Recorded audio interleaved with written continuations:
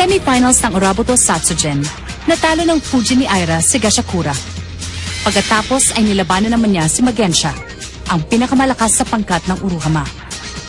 Subalit wala siyang nagawa sa kapangyarihan ni Magensha at tuluyan na siyang hinigop sa lugar ng kawalan ng kalaban. Nang malaman niyang buhay pa si Aira, umalis si Reka upang mailigtas ang kaibigan. At ngayon si Max ay naiwan upang harapin ang tusong kalaban na si Magensha. Nang mga oras ding yun, isang maitim na balak ang ipapatupad at kasangkot si Ana Yanagi. Walang kamalay-malay ang dalaga sa mangyayari sa kanya. Flame Dragon Combo, ang kalaban sa labas ng ring. Nagsisimula na po ang laban at papasugod na ngayon si Max sa kalaban.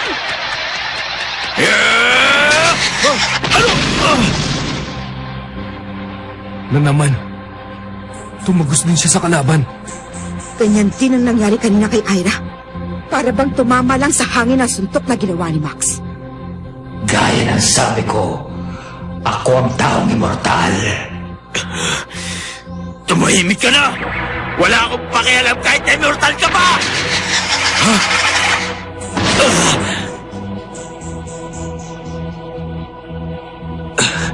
Okay na sa akin yun.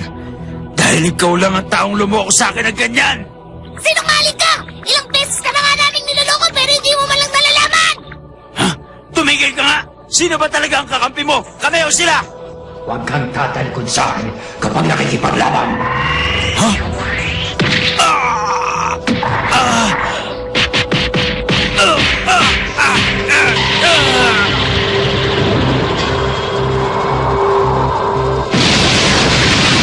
Hindi ako makapaniwalang nasasaktan niya ng gusto si Kuya Max!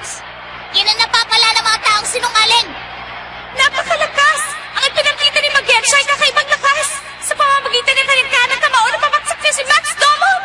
At ngayon ay nananatili pa rin bagsak si Max. Malakas. Talagang malakas. Pero paano ko kaya siya matatalo? Tatalunin mo ako? Hindi mangyayari yun. Dahil wala ka sa kalingkingan ng aking kapangyarihan. Anong wala? Huwag mo akong mulin. Magensha! Magensha!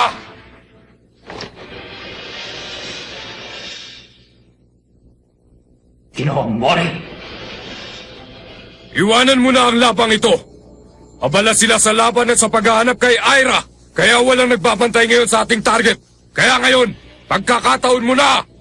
kung kailangan ipatupad ang mga plano ngayon, gagawin ko.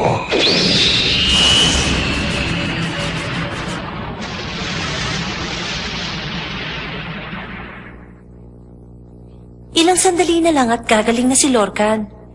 Oo nga. Salamat at nandito ka, Ana. Huwag mong sabihin niya, Saicho. Baliwala naman to sa akin eh.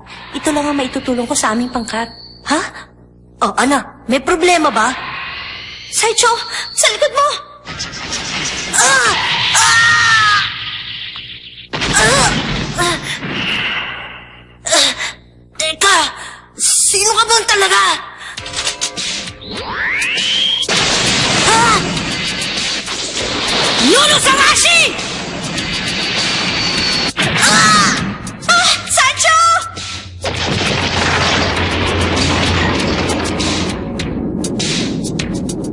Sancho! Huwag mo na akong alalahanin. Ikaw ang pakay niyan talaga. Ha? Sige na, Ana. Tumakbo ka na. Sige na. Takbo na!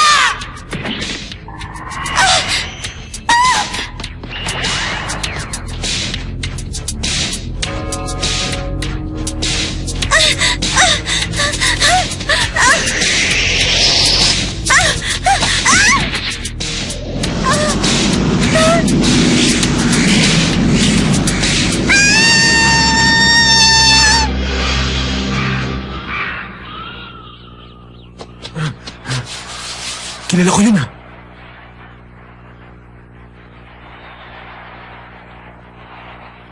Alam ko na, Prinsesa! Talaga bang magpapatalo ka na lang na hindi man lang nakakasuntok sa kalaban, Max Domon?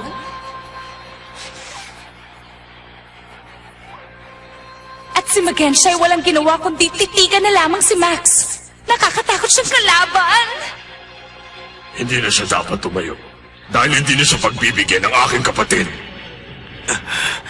Hindi ako maaari magpatalo sa kanya.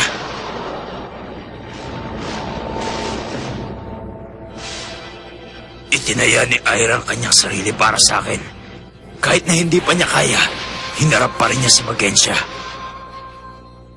At para mailigtas ko si Ira mula sa lugar ng kawalan, kailangan ko manalo sa labang to. Para kay Ira! Ngayon ay nakatayo na si Max Domon. Mabuhay ka, Max! Ang kulit! Sabi ng hindi obra ang suntok niya! Sumusugod na rin po si Magensha kay Max. Tatalunin kita para mailigtas ko ang aking mahal na si Ira! Wow! Tinamaan din niya ang maskara ng kalaban! Nasaktan din niya si Magensha!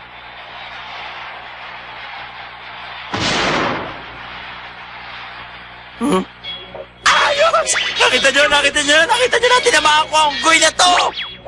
Pwede ba? Huwag ka munang magsaya dahil hindi ba bagsak ang kalaban mo? Handa ka, Kuya Max! Tama ka, Lola!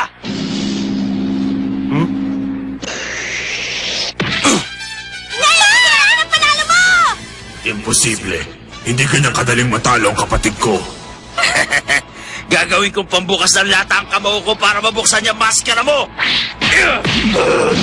Nabuhayan pong muli ang mga tagahanga ni Max. May masamang nangyari kay Magensha. Nawala ng pandigmang aura ni Magensha.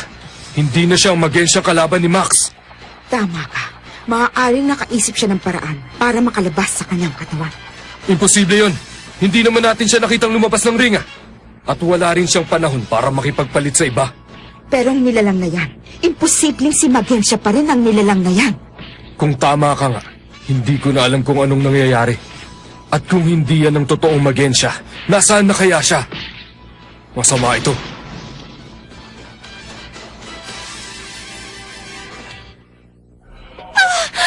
Mapapagod ka lang sa katatakbo. Magensha! Paano ka napunta dito?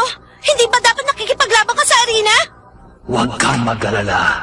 Ang isa ko pang katauhan ang nakikipaglaban para sa akin, ang aking anino. Ang iyong anino? Anong ibig mo sabihin? Masyado ka ng maraming nalalaman tungkol sa aming mga taga-Uruhama. Mapangarib yan. Wala ka ng matatakbuhan pa. Tulungan mo ako, Reka! Kahit na dumating pa si Reka, hindi niya makakayang iligtas ka na nag-iisa. Madali ko siyang maitatapon sa bangin na yan upang mailibing sa ilalim ng dagat. Halika na, sumama ka na sa akin. Kanina ka pa hinihintay ni Ginoong Mori.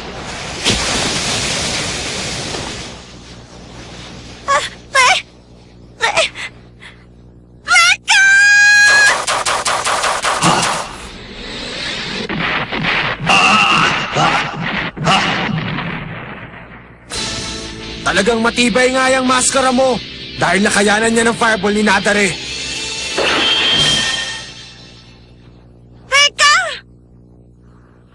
Ligtas ka na, prinsesa! Dahil nandito na ako ngayon. Nakakatawa ka naman. Seryosong-seryoso ako!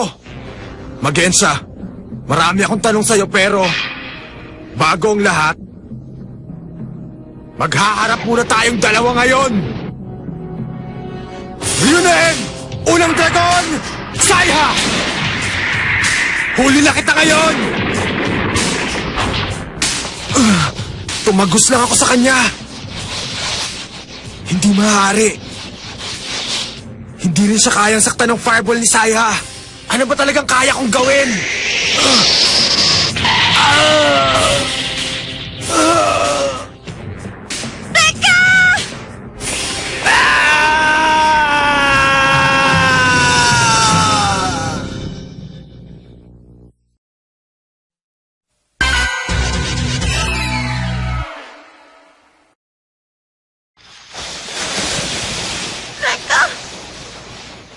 Isa siyang hangal. Tayo na, Ana. Matagal pa bago lumutang ang kanyang bangkay. Name po, substitution. Akala mo ba patatalo ako sa isang katulad mo lang? Si Reka! Yeah!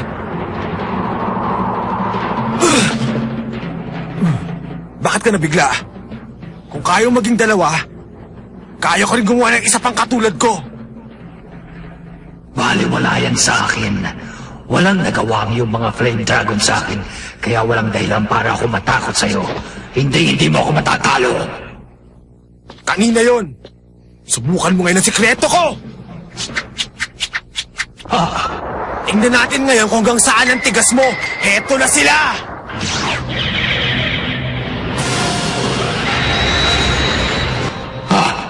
Nagawa niyang tawagin ang dalawang dragon ng sabay. Yeah!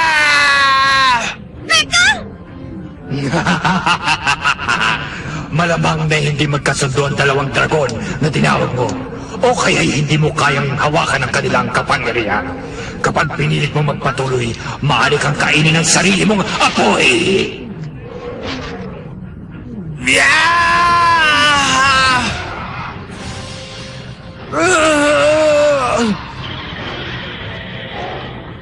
Ano bang problema mo, Saya o Mura? Bakit hindi kayo magkasundo?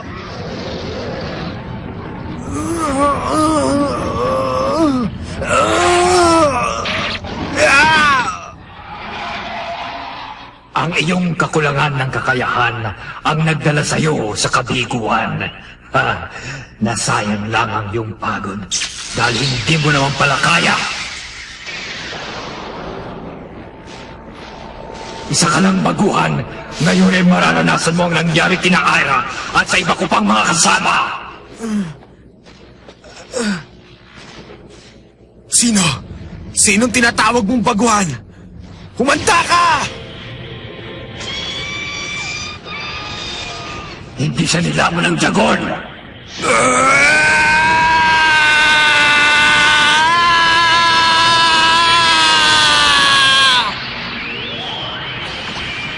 Hindi!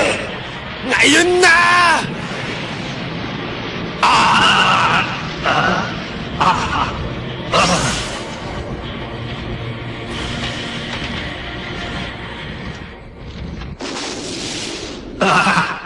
Kombinasyon ng Fireblade, si Saya, Latigo ni Homura. Yan ang sikreto ko. Tawagin mo na lang na Flame Dragon Combo. Hindi ako makapaniwala. Sinubukan mo ang isang bagay na maaring nagdala sa iyo sa kamatayan. Hindi ako maiintindihan ng katulad mong pumapas lang ng kapwa. Tama na yan, Kuya Reka. Hindi ka pa ba nagsasawang magpakabayani? Si Lorcan, kasama si Saicho. Magaling na ba kayong dalawa? Pero kung nahuli ako ng ilang sandali sa paglabas ng aking Nunuzarashi, maaaring wala na ako ngayon dito. Siguro naman papayagan mo rin kaming maging bayani, di ba? Ha! Ha! Dahil gusto rin namin makatulong. Mukhang naubusan ka na ng swerte ngayon, Magensha. Kahit na magsama-sama pa kayong tatlo, kayang-kaya ko pa rin kayo!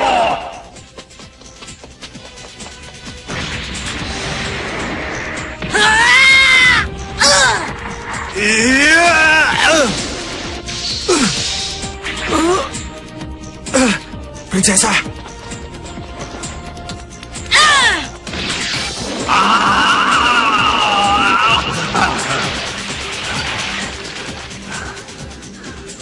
Bakit?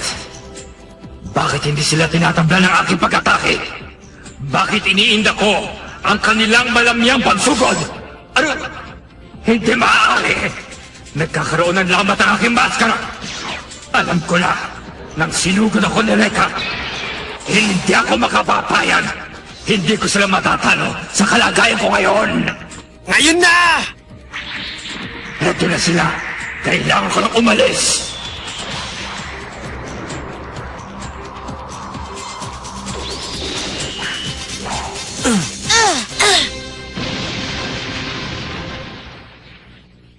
Kinailangan pa ang pinagsamang pwersa nating tatlo para lamang matalo ang isang yan. Ngayon, malalaman natin kung sino siya talaga.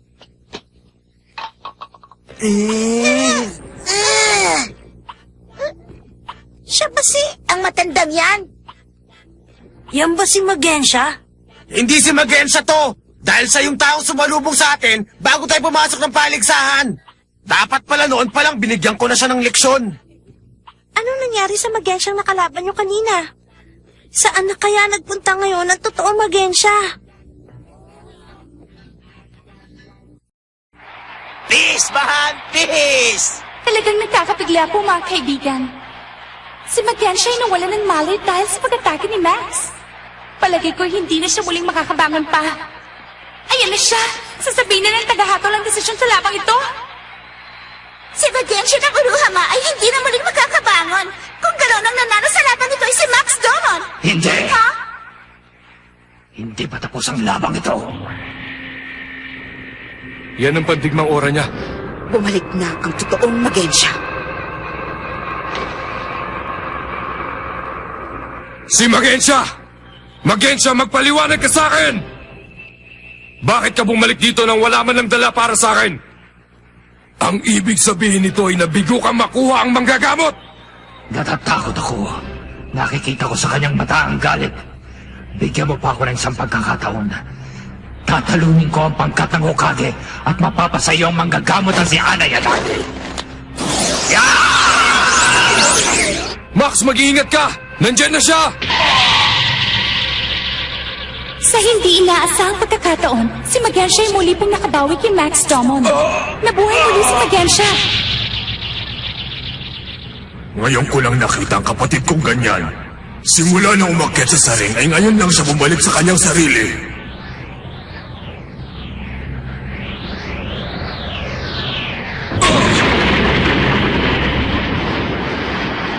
At ngayon muli na naman bumagsak si Max Domon. Kakaibang kapangyarihan. Pero, ang hindi ko alam ay kung kailan siya nakipagpalit.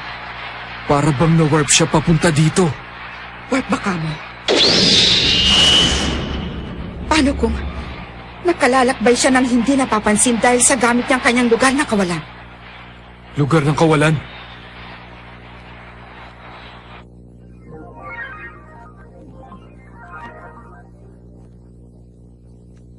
Gaano kalawak kaya ang lugar na ito? Para siyang libingan sa kalawakan. Sino yan? Kashimaru! Tsukishiro!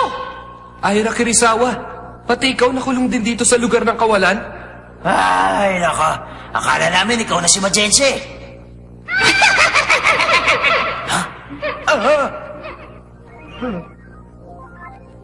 Kailangan natin siya makita agad kung ayaw natin matulad sa mga bungong nakikita natin. Teka, ano ba pinagsasabi niyo? Paano natin makikita si Magensha? Pinatapon na nga niya tayo dito. At saka bakit natin nahanapin dito si Magensha? Nasa Satsujin Dome siya! Ha, relax ka lang. May katwiran kang magtanong ng ganyan. Pero ang lugar na ito ay napakaraming lihim at palaisipan na hindi pa nabubunyag sa'yo. Ha? Lihim at palaisipan? Tama ka. Dahil sa lugar na ito, nagtatago si Magensha. Ha?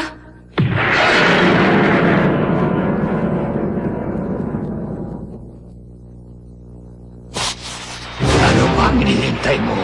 Tumayo ka na dyan. Makikita mo.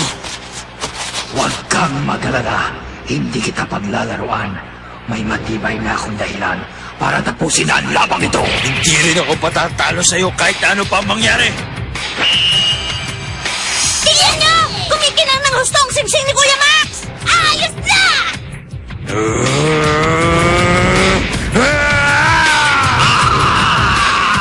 Maraming misteryo ang nakatago sa kapangyarihang taglay ni Magensha. May pagkakataon pa kaya si Max na matalo ang kalaban? Makakatakas pa ba si Aira sa lugar na kawalan?